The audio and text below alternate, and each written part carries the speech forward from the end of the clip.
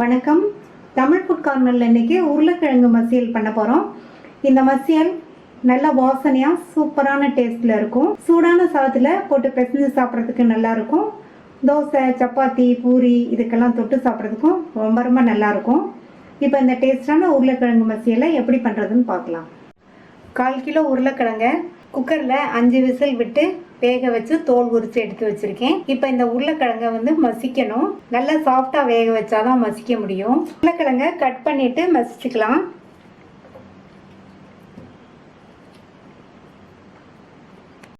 இந்த மேஷரை வச்சு உருளைக்கிழங்கை மசிச்சுக்கணும்.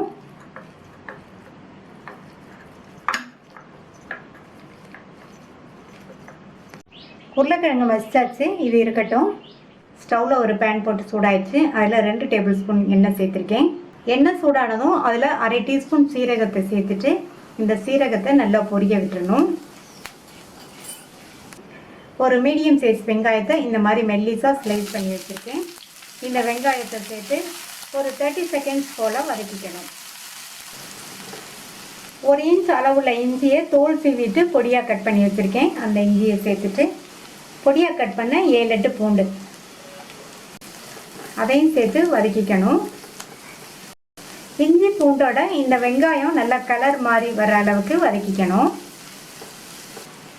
வெங்காயம், இஞ்சி, பூண்டெல்லாம் வதங்கும் போது ஃப்ளேமை மீடியத்திலேயே வச்சு வதக்கிக்கங்க.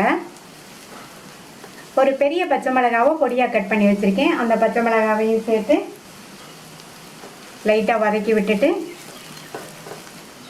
நல்லா பொடியாக கட் பண்ண ஒரு மீடியம் சைஸ் தக்காளியையும் இதில் சேர்த்துக்கலாம். தக்காளியை நல்லா வதக்கி விட்டுக்கணும். தக்காளியை வதக்கி விட்டுட்டு மூடி வச்சிடலாம். 2 நிமிஷத்துக்கு இருக்கட்டும். தக்காளி நல்லா வதங்கி சாஃப்டாகி வரட்டும்.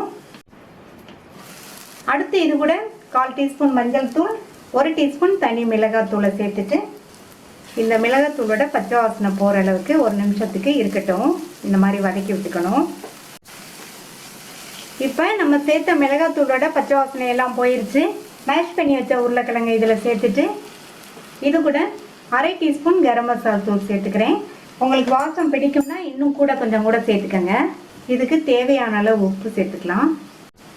இப்போ எல்லாம் நல்லா ஒன்றா மிக்ஸ் ஆகிற மாதிரி இந்த மாதிரி பெரட்டி விட்டுக்கணும். பெரட்டி விட்டுட்டு கிழங்கையும் இந்த மாதிரி மசிச்சு விட்டுக்கங்க. இன்னுமே நல்லா மசிஞ்சிரும். நல்லா இந்த மாதிரி ஒன்று போல் கலந்து விட்டுட்டு மூடி வச்சிடலாம். ஸ்டவ் லோ மீடியம் ஃப்ளேமில் இருக்கட்டும். ஒரு 2 நிமிஷத்துக்கு கழித்து பார்க்கலாம். இப்போ 2 நிமிஷம் ஆச்சு. இதை இறக்கி வச்சுட்டு இந்த பேனில் 2 டேபிள் ஸ்பூன் எண்ணெய் சேர்க்குறேன். எண்ணெய் சூடாயிடுச்சு.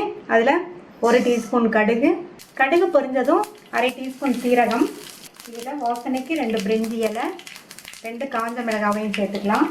அடுத்து இது கூட உருளைக்கிழங்கு சேர்த்துக்கலாம்.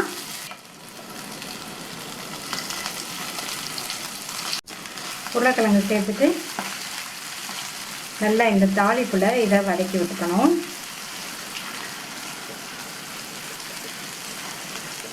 இந்த டிஷ்ஷு சாதத்தில் போட்டு சாப்பிட்றதுக்கு ரொம்ப ரொம்ப சூப்பராக இருக்கும். சூடான சாதம் போட்டு இதை 1 ஸ்பூனோ 2 ஸ்பூனோ எடுத்து போட்டு பிசைஞ்சு சாப்பிட்றதுக்கு ரொம்ப நல்லாயிருக்கும். இதில் பொடியாக கட் பண்ண கொத்தமல்லி இலைகளை சேர்த்துடலாம். இன்னும் சூப்பராக வாசனையாக இருக்கும். மறுபடியும் நல்லா ஒரு தடவை மிக்ஸ் பண்ணி விட்டுட்டு ஸ்டவ் ஆஃப் பண்ணிடலாம். நீங்களும் ஒரு தடவை இந்த டேஸ்டான டிஷ்ஷை ட்ரை பண்ணி பார்த்துட்டு உங்கள் கமெண்ட்ஸை சொல்லுங்கள். இது வரைக்கும் தமிழ் ஃபுட் கார்னர் சேனலை சப்ஸ்கிரைப் பண்ணாதவங்க சப்ஸ்கிரைப் பண்ணிவிட்டு பக்கத்தில் உள்ள பெல் பட்டனையும் கிளிக் பண்ணிக்கோங்க. தேங்க்யூ.